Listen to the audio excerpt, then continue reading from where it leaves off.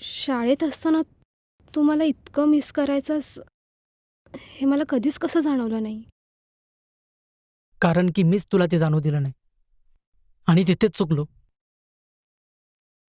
पण काय होईना, आज झाली 13 वर्ष मी त्या क्षणाची वाट बघतोय. आणि फक्त तुला हे सांगण्यासाठी की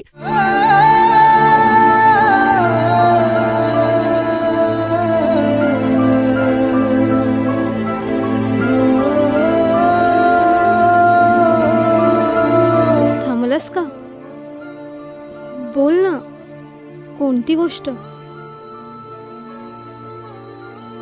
ओम, हं? कोणती गोष्ट?